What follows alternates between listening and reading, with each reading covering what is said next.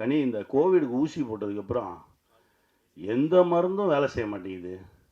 காய்ச்சல் வந்தால் காய்ச்சல் இருந்துக்கிட்டே இருக்குது, வயிற்று வலினா இருந்துக்கிட்டே இருக்குது, எதுவுமே வேலை செய்ய மாட்டேங்குது. நம்ம உடம்புக்குள்ளே என்னத்தையும் அனுப்பிச்சி விட்டாங்க. அப்போ அவர் என்கிட்ட கேட்டார், கடைசியாக எப்போ செருப்பு இல்லாமல் நடந்தீங்கன்னு கேட்டார். நடந்தே ரொம்ப நாள் ஆச்சு. நடங்க, மழை பெஞ்சா நனைங்க, வெயில் அடித்தா காய்ங்க, செருப்பு இல்லாமல் நடங்க, பசிச்சா சாப்பிடுங்க, இதுதான் வைத்தியமா? ஆமாம், இதுதான் வைத்தியம், போங்கன்ட்டார். பிடிச்ச வேலையை செய்யும்போது பல விஷயங்கள் நம்மளை தேடி ஒரு மிகப்பெரிய செல்வந்தர். ஆடு மாடுகள், சொந்தங்கள், ஆயிரக்கணக்கான சொந்தங்கள், அவர் சொன்னதை கேட்டு அவரை மாதிரியே இருக்கக்கூடிய மனிதர்கள் பல பேர், மிகப்பெரிய வேலைகள் இருந்தவங்களாம் நமக்கு பிடிக்காத ஒரு வேலையை செஞ்சுக்கிட்டு இருக்கோம், பிடிச்ச மாதிரி இருப்போம், சந்தோஷமாக இருப்போம், வாழ்கிற வாழ்க்கையை மகிழ்ச்சியாக வாழ்வோம்னு சொல்லி திரும்பி வந்தவங்க தமிழ்நாடு பூரா அங்கங்கே இருக்காங்க, தேசம் முழுவதும் இருக்காங்க. அவர்கள் எல்லோரும் செல்வந்தர்களாக தான் இருக்காங்க.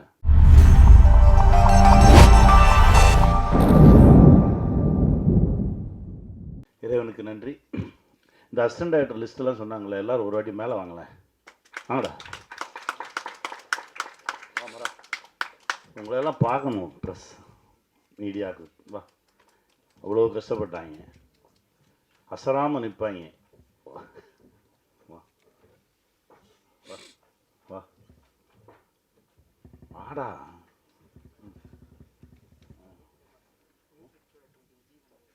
ஜீவன் சார் எங்கே இருக்கீங்க? வாங்க.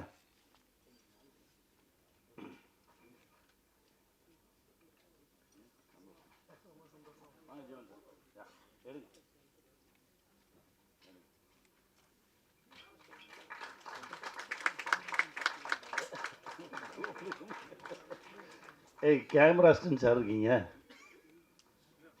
அப்போ அவங்க கேமராமேன் கூப்பிட்றாருப்பா, வாங்கப்பா டக்குன்னு. ஏய் வாடா, மேலே வாடா, வாடா வாடா வாடா.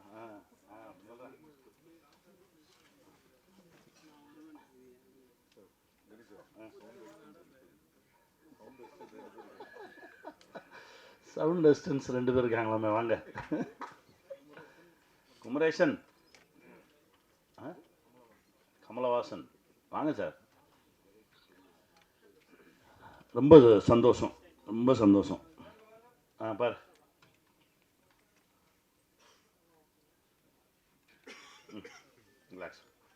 ரொம்ப மகிழ்ச்சி.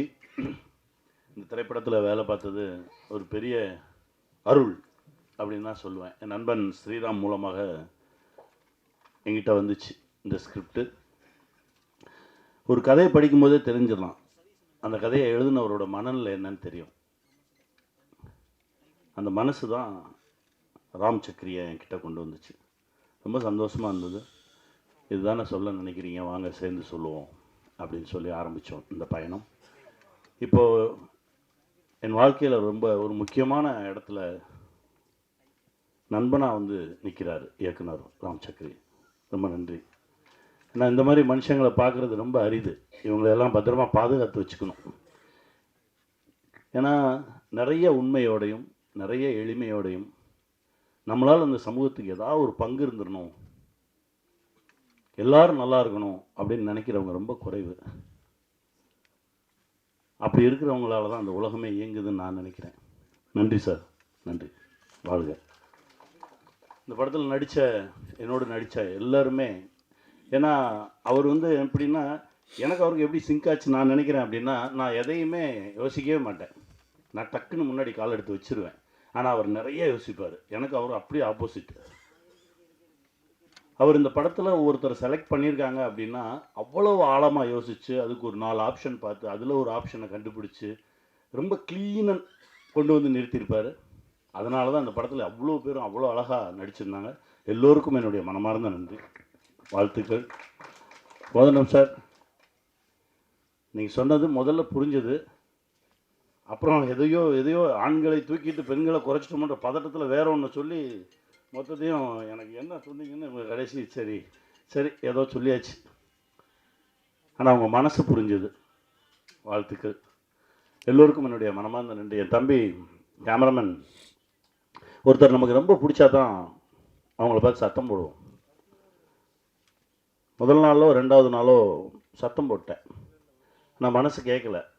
திரும்ப கேரன் கூப்பிட்டு அந்த தோளில் கை போட்டு, ரொம்ப நல்லா வர வேண்டியவன்டா, என்னமோ ஒன்று நடக்குது, அது சரி பண்ணிக்கோ அப்படின்னு சொல்லி ஒரு 5 நிமிஷம் பேசினேன். அதற்கு பிறகு ரொம்ப ரொம்ப சரியாக போச்சு. கடைசி நான் படம் பார்த்தோன்னே ரொம்ப வியந்துட்டேன். படம் பார்த்தோன்னே அந்த லென்சிங் சென்ஸ், அது எங்கள் டைரக்டர் அடிக்கடி சொல்லுவார், எந்த இடத்துல எந்த லென்ஸை பயன்படுத்தணுன்றது ஒரு கேமராமேனுக்கு தாண்டா தெரியும், அவன் தான் சரியான கேமராமேன் அப்படின்னு சொல்லுவார். ரொம்ப அழகாக பயன்படுத்தியிருந்தார். நான் படம் பார்த்த உடனே முதல்ல கூப்பிட்டேன், வாழ்க, இன்னும் பெரிய இடம் இருக்குது உனக்கு சினிமாவில், வாழ்த்துக்கள் வாழ்த்துக்கள். அதெல்லாம் பண்ண டெக்னீஷியன்ஸ் எல்லாருமே, சங்கர் சூப்பராக பண்ணார். நான் அந்த படம் ஷூட்டிங் போயிட்டு இருக்கும்போது நான் ஸ்கூல் பஸ்ஸுக்காக ஒரு 4-5 பஸ்ஸை வச்சு ஒரு ஆக்சிடென்ட் சீக்வன்ஸ் எடுக்க போகிறேன்டா தம்பி, இது எப்படி எனக்கு டிசைன் பண்ணணும்னு தெரியல அப்படின்னு சொல்லி கேட்டுட்டு இருக்கும்போது எனக்காக போய் 4 பஸ் வாங்கிட்டு வந்து கொடுத்தேன். பஸ்ஸுனா இந்த பஸ்ஸு, குட்டி பஸ் வாங்கிட்டு வந்து கொடுத்து, இதை வச்சு பண்ணுங்கண்ணே, இப்படி பண்ணுங்கண்ணேன்னு சொல்லி எனக்கு கொடுத்தான். அந்த மாதிரி ஒரு அற்புதமான ஒரு உழைப்பாளி. இது பண்ணுவோமா அது பண்ணுவோமா அப்படி இப்படின்னு தேடிக்கிட்டே இருக்கக்கூடிய ஒரு உழைப்பாளி. மியூசிக் டைரக்டர் சார், உங்களுடைய மனசு ரொம்ப பெரிய மனசு சார். அதான் கேட்டேன், என்னங்க அப்படின்னா, இல்லை என் பேர் போட வேண்டாம், கம்பெனி பேரை போடுவோம், இதில் என் உழைப்பு மட்டும் இல்லையே, இதில் கிட்டத்தட்ட 100கணக்கான பேரோட உழைப்பு இருக்குது, இது எல்லாருக்கும் பொதுவானது, இதில் கிடைக்கிற விஷயத்தெல்லாம் எல்லாருக்கும் கொடுப்போம் அப்படின்ற ஒரு மனசு இருக்குல்ல, அந்த மனசுக்கு வேற ஒரு தளம் கிடைக்கும் சார், உங்களுக்கு வாழ்த்துக்கள். அப்புறம் எடிட்டர் சார், உங்களுக்கு நேற்று ஐயா படம் பார்த்துட்டு ரொம்ப நேரம் சொல்லிகிட்டே இருந்தார், யார் எடிட்டர்னு உங்களை பற்றி ரொம்ப நேரம் பேசிகிட்டே இருந்தார். அப்புறம் மாஸ்டர், நான் என்னமோ பெரிய பிரேக் டான்ஸ் ஆடுற மாதிரி பேசுகிறீங்க, ஏதோ ஆட்டோன்ற பேரில் என்னமோ ஒன்று பண்ணிகிட்டு இருந்தேன், அது வந்து சேர்ந்துருச்சு, ரொம்ப தேங்க்ஸ் மாஸ்டர், என்னையும் வந்து ஆட வச்சிட்டீங்க, ரொம்ப மகிழ்ச்சி மாஸ்டர், தேங்க்யூ. காஸ்டியூம்ஸ் மேடம் நல்லா இருந்தது, உண்மையிலே நல்லா நல்லா பண்ணியிருந்தீங்க, தேங்க்யூ. என் மயன் சூப்பரா கலக்கிறடா, எங்கள் எல்லாத்தையும் விட அவங்க தான் வந்து சப்ஸ்கிரைபர்ஸ் ஜாஸ்தி, வியூவர்ஸ் ஜாஸ்தி, நாங்களாம் குறைவு, குட்டி புலி அப்படின்னா தேசத்துக்கே தெரியும். இன்னும் நல்லா அவனுடைய எனர்ஜிக்கு, என்ன கடலில் தூக்கி போடுவா போடு அப்படின்றான். அப்போ அதுக்கப்புறம் தான், ஏதே எப்படா வந்துடுவேன், நான் வந்துடுவேன், நீங்கள் தான் இருக்கீங்கள, என்னை தூக்கி போடுங்க அப்படின்னு சொல்லி அவ்வளவு எனர்ஜியாக, ஏன்னா நம்ம ஊருக்காரன், அதனால் அந்த எனர்ஜி ரொம்ப சந்தோஷமாக இருந்தது. அற்புதமாக வேலை பார்த்தோம், தேங்க்யூ. எல்லோருக்கும் என்னுடைய மனமார்ந்த நன்றி. ஸ்ரீ சரவணன் ரொம்ப நல்லவன், வாழ்த்துக்கள் சரவணா, அழகுடா. ஒரு 2003 2004 நாங்கள் ஒர்க் பண்ணிட்டு இருந்த காலகட்டம் தான். இங்கே ஒரு சரவணா இருக்கான், நிகில் நண்பர், அப்புறம் செந்தமிழன் அப்படின்னு சொல்லி ஒரு நண்பர், கேபி சாரோட பட்டறையில் வேலை பார்த்துட்ருக்கோம். எல்லாரும் எழுதுவாங்க, வேலை செய்வாங்க. ஆனால் செந்தமிழனோட எழுத்துக்கு ஒரு மிகப்பெரிய ஃபேன். மைக்ரோ தொடர்கள், மேக்ரோ சிந்தனைகள்னு ஒன்று போயிட்டுருக்கோம். செந்தமிழன் எழுதுவாரா அப்படின்னு காத்துட்டு இருந்த கதைகள்லாம் நிறையா இருக்குது. எல்லாருக்கும் ஒரு எபிசோடுக்கு 5000 ரூபா சம்பளம் அப்படின்னா, அவருக்கு ஒரு எபிசோடுக்கு 8000 ரூபா சம்பளம் தருவாங்க, 10,000 ரூபா சம்பளம் தருவாங்க. அவனை எழுத சொல்கிறா அப்படிம்பார் கைலாசம் சார். அவ்வளவு தரமான ஒரு எழுத்தாளர், அவ்வளவு தரமான ஒரு படைப்பாளி. திடீர்னு ஒரு நாள் என்கிட்ட வர்றாரு, கனி நான் இங்கேருந்து கிளம்புறேன். எங்கே போவீங்க? இல்லை போகிறேன், இங்கேருந்து கிளம்புறேன், எனக்கு இந்த இடம் எனக்கு ஒவ்வொரு, என்னால் அந்த இடத்துக்கு பொருந்த முடியல, மூச்செல்லாம் அடைக்கிற மாதிரி இருக்கு, படுத்தா தூக்கம் வர மாட்டேங்குது, நெஞ்சு அடைக்குது, டாக்டர்கிட்ட போகிறோம், உனக்கு ஒன்றுமே இல்லையன்றாங்க, அப்புறம் ஏன் எனக்கு இந்த இடம் பொருந்தலை? ஸோ பொருந்தாத ஒரு இடத்துல பொருந்தாத ஒரு வேலையை பார்த்துட்டு நான் இருக்கேன்னு எனக்கு தோணுது, அதனால் நான் கிளம்புறேன் அப்படின்னு சொல்லிட்டு அந்த நண்பர் கிளம்பி போயிட்டார். கிளம்பி போனதுக்கப்புறம் அந்த நண்பர் கொஞ்ச நாள் நினச்சிக்கிட்டு இருந்தோம், அதுக்கப்புறம் மறந்துட்டோம். கிட்டத்தட்ட ஒரு 18 ஆண்டுகளுக்கு பிறகு, இப்போது ஒரு கோவிட் முடிஞ்ச டைம், கோவிட் முடிஞ்சு படப்பிடிப்பு நடந்துகிட்ருக்கு. கும்பகோணத்தில் ஒரு நண்பரை சந்திக்கிறேன். அப்போ சொல்கிறார், கனி இந்த கோவிடுக்கு ஊசி போட்டதுக்கப்புறம் எந்த மருந்தும் வேலை செய்ய மாட்டேங்குது, காய்ச்சல் வந்தால் காய்ச்சல் இருந்துக்கிட்டே இருக்குது, வயிற்று வலினா இருந்துக்கிட்டே இருக்குது, எதுவுமே வேலை செய்ய மாட்டேங்குது, நம்ம உடம்புக்குள்ளே என்னத்தையும் அனுப்பிச்சி விட்டாங்க, என்ன பண்ணுறதுனே தெரியல, கொஞ்சம் சிக்கல்கள் இருந்தது. அப்போ ஆசான்னு ஒருத்தரை போய் சந்தித்தேன், இவர் பேரை சொல்லலை, ஆசான்னே சொல்கிறாங்க. ஆசானை சந்தித்தேன், இந்த மாதிரி பிரச்சனையாக இருக்குது, எந்த மருத்துவமுமே வேலை செய்ய மாட்டேங்குது அப்படின்னு. அப்போ அவர் என்கிட்ட கேட்டார், கடைசியாக எப்போ செருப்பு இல்லாமல் நடந்தீங்கன்னு கேட்டார். நடந்தே ரொம்ப நாள் ஆச்சு. நடங்க, மழை பெஞ்சா நனைங்க, வெயில் அடித்தா காய்ங்க, செருப்பு இல்லாமல் நடங்க, பசிச்சா சாப்பிடுங்க, இதுதான் வைத்தியமா? ஆமாம், இதுதான் வைத்தியம், போங்கன்ட்டார். இந்த பிரபஞ்சத்தோடு நீ தொடர்பில் இரு, பிரபஞ்சம் உன்னை காக்கும் அப்படின்னு சொல்லி அனுப்பிச்சிட்டாரு. ஒரு 6 மாதம் ஆச்சு. நான் அதை தொடர்ந்து செய்கிறேன். ஒரு 6 மாதம் கழித்து பார்த்தா என் உடம்புல இந்த பிரச்சனைகள்லாம் கொஞ்சம் கொஞ்சமாக குறைய ஆரம்பிச்சுது. அதிலிருந்து நான் அவரை அடிக்கடி பார்க்க ஆரம்பிக்கிறேன், பேச ஆரம்பிக்கிறேன். அவரோடு இருந்தாலே எனக்கு ரொம்ப பாதுகாப்பாக இருக்க மாதிரி இருக்கு. எனக்கு ரொம்ப ஆச்சரியமாக இருந்தது. நான் உடனே அவரை பார்க்கணும், ஏன்னா நாளைக்கு எனக்கு படப்பிடிப்பு முடியுது. நான் இங்கேருந்து கிளம்பி போகும்போது எப்படியும் தஞ்சாவூர் வழியாக தானே போகணும், நான் அவரை பார்க்கணும். நீங்கள் கேளுங்க. அவர் என்கிட்ட சொன்னது நைட்டு ஒரு 9:45 10 மணி. நீ கேளுங்க, நான் நாளைக்கு கிளம்பி போகும்போது பார்த்துட்டு போயிடுறேன். இல்லை, இப்போல்லாம் ஃபோன் பண்ண முடியாது, அவரோட நான் நேரடியாலாம் தொடர்பு கொள்ள முடியாது, அங்கே யாராவது இருப்பாங்க, அவங்ககிட்ட தான் பேசணும், நான் காலையில் பேசிட்டு சொல்கிறேன். காலையில் 6 மணிக்கு அவர் எனக்கு அடிக்கிறாரு. அவர் உங்கள் ஃப்ரெண்டாம்பா அப்படின்னாரு. ஏன் ஃப்ரெண்டா, என்ன சொல்கிறீங்க அப்படின்னு. இல்லை, உங்களை வரும்போது வந்து பார்த்துட்டு போக சொன்னார். அப்போவும் பேர சொல்ல. எனக்கு யார் நம்ம நண்பர் யார் அப்படின்னு சொல்லிவிட்டு நான் கிளம்பி போனால் என் நண்பனை பார்க்குறேன். 18 வருஷம் கழிச்சு முதல் வார்த்தை, என்னை பார்க்க வர்றதுக்கு இவ்வளோ நாள் ஆச்சா உனக்கு அப்படின்னு. போகும்போது ஃபுல்லாக பொட்டக்காடாக இருக்குது, கருவேல முள்ளுமா பொட்டக்காடுமா இருக்குது. ஆனால் ஒரு 7-8 ஏக்கர் மட்டும் ஒரு வனமாக இருக்குது. அங்கே எல்லா பறவைகளும் இருக்குது, எல்லா விலங்குகளும் இருக்குது, ஆடு மாடு இருக்குது, கோழி இருக்குது, அற்புதமான மனுஷங்க இருக்காங்க. என் நண்பன் அப்படியே கட்டி தழுவிட்டு கொஞ்ச நேரம் நின்று, என்ன இது, என்ன பண்ணிக்கிட்டு இருக்கீங்க அப்படின்னா, அதுக்கப்புறம் தான் எனக்கு பல விஷயங்கள் தெரிய வருது. கிட்டத்தட்ட ஒரு 62 புத்தகங்கள் எழுதியிருக்கிறாரு. இதையெல்லாம் தாண்டி அந்த ஊர் திரும்பங்கள் அப்படின்ற ஒரு விஷயம், உனக்கு ஒவ்வாத இடத்துல நீ இருக்காத, உனக்கு ஒரு இடம் பொருந்தும், நீ அந்த இடத்துல இருந்தால் சந்தோஷமாக இருப்ப, உன் மனசு நல்லாயிருக்கும், உடம்பு நல்லாயிருக்கும், நீ கடன் இல்லாமல் இருப்ப, பிரச்சனைகள் இல்லாமல் இருப்ப, அந்த இடத்த தேடி போயிரு. பல பேர் நம்ம பார்த்துருக்கோம் தெரியுமா, ஒரு 2 வருஷம் நான் அந்த கஷ்டப்பட்டு இந்த வேலையை பார்ப்பேன், அதுக்கப்புறம் எனக்கு பிடிச்ச மாதிரி ஒரு வேலையை பார்ப்பேன்னு சொல்லுவாங்க. 2 வருஷம் கழித்து கேட்டாலும் அதே தான் சொல்லுவான், 20 வருஷம் கழித்து கேட்டாலும் அதே தான் சொல்லுவான். ஏன்னா அவனால் போகவே முடியாது, எல்லாத்தையும் அப்படியே வெட்டிட்டு கிளம்புனார். அப்போ உட்காந்து பேசுகிறோம், அவ்வளோ விஷயங்கள் பேசுகிறோம். அவர் ஒன்றும் இப்படி உட்கார்ந்துருக்காருன்றதுனால எதுவும் இல்லாதவர் நினச்சிடாதீங்க. அவர் மிகப்பெரிய செல்வந்தர். ஏன்னா அதை தான் நான் உங்களுக்கு சொல்லணும். ஏன்னா விட்டுட்டு போ அப்படின்னா போய் சும்மா உட்காந்துருக்க சொல்கிறானோன்னு மட்டும் நினச்சிடாதீங்க.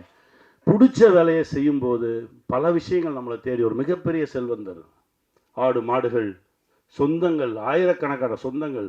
அவர் சொன்னதை கேட்டு அவரை மாதிரியே இருக்கக்கூடிய மனிதர்கள் பல பேர், மிகப்பெரிய வேலைகள் இருந்தவங்களாம் நமக்கு பிடிக்காத ஒரு வேலையை செஞ்சுக்கிட்டு இருக்கோம், பிடிச்ச மாதிரி இருப்போம், சந்தோஷமாக இருப்போம், வாழ்கிற வாழ்க்கையை மகிழ்ச்சியாக வாழ்வோம்னு சொல்லி திரும்பி வந்தவங்க தமிழ்நாடு பூரா அங்கங்கே இருக்காங்க, தேசம் முழுவதும் இருக்காங்க. அவர்கள் எல்லோரும் செல்வந்தர்களாக தான் இருக்காங்க. காலையில் ஜிம்முக்கு போயிருந்தேன். ஒருத்தர் வந்து சொன்னார், சார் நம்ம பிரைம் மினிஸ்டர் அடுத்த லாக்டவுனுக்கு ரெடி ஆகிக்குங்கன்னு சொன்னார், கவனிச்சிங்களா அப்படின்னாரு. ஆமாம் சொல்லுவார், என்ன செய்ய தயாராகணும் சார். என்ன சார் செய்கிறது? எனக்கு ஒரு சந்தோஷம், ஏன்னா எங்ககிட்ட நல்ல குடிநீர் இருக்குது, நல்ல காற்று இருக்குது, நல்ல உணவு இருக்குது. ஏன்னா நாங்கள் எல்லாருமே இந்த மாதிரி விஷயத்தை எதிர்நோக்காமல் தற்சார்பு வாழ்க்கைக்கு வந்தவர்கள். இந்த ஊர் திரும்பினவங்க எல்லாருமே தேசம் முழுவதும் இருக்காங்க. அதனால தான் சொல்ல, முடிஞ்ச வரைக்கும் அடுத்தவர்களோடு நமக்கு இவங்களால தான் நம்ம லைஃப், இவங்கள வச்சு தான் நம்ம சாப்பிட்ணும் அப்படின்ற ஒரு நிலையை கொஞ்சம் கொஞ்சமாக குறைச்சிக்கிட்டு வந்து நம்ம தற்சார்புக்குள்ளே வந்துட்டோம் அப்படின்னா நம்ம தான் இந்த உலகின் ஆகச்சிறந்த செல்வந்தன், நம் இந்த உலகின் மிக சந்தோஷமானவன். இதை நிரூபிப்பது தான் இதை சொல்ல வந்தது தான் இந்த படைப்பு. இந்த படம் ஷூட்டிங்கில் இருக்கும்போது, துபாயில் இருக்கும்போது ரொம்ப எமோஷனலாக ஒரு சீன் போயிட்டு இருக்கும்போது நான் எங்கள் இயக்குனர்கிட்ட இது தானே சொல்ல வரீங்க அப்படின்னு சொல்லி ஐயா பேசின ஒரு ஆடியோ போட்டேன். அவர் அப்படியே எந்திரிச்சு, எனக்கு ஊருக்கு போனோடனே நான் அவரை பார்க்கணும் அப்படின்னாரு. கையை பிடிச்சி வாங்க கூட்டிகிட்டு போனேன். அதாவது காரைக்கால் அம்மையார் எழுதிய பாடல்கள், இறைவனை நோக்கி காரைக்கால் அம்மையார் எழுதிய பாடல்களை இப்போது நம்ம இஷ்டத்துக்கு டியூன் போட்டுக்கிறோம்ல, அது இல்லை. அவர்கள் என்ன மாத்திரையில் அதை டியூனாக போட்டு இறைவனோடு தொடர்பு கொண்டார்கள் அப்படின்ற அந்த மாத்திரை அளவை வைத்து அப்படியே அந்த பாடல்களை இப்போ பாடிக்கிட்டு இருந்தாங்க. அந்த நிகழ்ச்சிக்கு நாங்கள் போனோம். அப்போது இயக்குனர் என்கிட்ட சொல்கிறாரு, எங்கேயோ ஒரு தேவலோகத்தில் இருக்கிற மாதிரி, ஏன்னா முழுக்க முழுக்க இரவு அந்த நிகழ்வு மட்டும் நடக்குது. 2 பேரும் அப்படியே ஒரு வேற ஒரு உலகத்தில் அப்படியே மிதந்தோம். பேசினா பேசிகிட்டே போகலாம். என் நண்பனை இத்தனை ஆண்டுகளுக்கு அப்புறம் திரும்ப கண்டுபிடிச்சது, சந்தித்தது, இது கூட இறை அருள் தான் நான் நினைக்கிறேன். வந்தவொடனே சரவணனை பார்த்து கட்டி பிடிச்சி அவங்க மகிழ்ந்துக்கிட்டது அவ்வளோ சந்தோஷமாக இருந்தது. ஊர் திரும்பி வந்துடுங்க, உங்களுக்கு பிடிச்ச இடத்துல இருங்க, சந்தோஷமாக இருங்க அப்படின்னா எல்லாத்தையும் உதவி விட்டு ஓடுறது கிடையாது. நம்ம இப்போ இருக்கிறத விட இன்னும் செல்வ செழிப்போடு, அதாவது பணக்காரன் வேலை, செல்வந்தன் வேற. பணக்காரன் பிரச்சனையோடயே இருப்பான், செல்வந்தன் ரொம்ப மகிழ்ச்சியாக இருப்பான். உங்களை எல்லாரும் செல்வந்தன் ஆக்குறதுக்கான ஒரு விஷயம்தான் இது. இந்த படைப்பில் நிறைய விஷயங்கள் பேசியிருக்கோம், ரொம்ப மகிழ்ச்சி. அதுவும் இந்த நிகழ்வுக்கு வந்து எப்போவுமே டைரக்டர் சொன்னார், சார் நான் வழக்கமாக என்ன செய்வேன், வாங்க இவங்களை கூப்பிடுவோம் இவங்களை கூப்பிடுவோம் சார், நம்ம வந்து செந்தமிழன் சாரை கூப்பிடுவோம், அவர் வந்தால் எனக்கு ரொம்ப மகிழ்ச்சி. நிறைய வேலைகள் இப்போது ஏதோ நடந்திருக்கு. நான் பேசும்போது இல்லை எனக்கு வர இயலாது அப்படின்ற மாதிரி தான் சொன்னாங்க. அதுக்கப்புறம் ராம் பேசினோடனே மனசு மாறி இருக்குது. அந்த வேலை பழுவெல்லாம் கொஞ்சம் தள்ளி வச்சுட்டு எங்களுக்காக வந்ததுக்கு ரொம்ப நன்றி. உங்களுடைய மனசு தான் அது, ரொம்ப சந்தோஷமாக இருக்குது. நேற்று நீங்கள் படம் பார்த்துட்டு அந்த படத்தில் இருக்க அவ்வளோ விஷயங்கள் பேசுனீங்க, ரொம்ப சந்தோஷமாக இருந்தது. உங்களுக்குள்ளே இருந்த அந்த இயக்குனரும் அந்த தொழில்நுட்ப கலைஞன் திரும்ப வந்தான், எனக்கு அவ்வளோ சந்தோஷம்.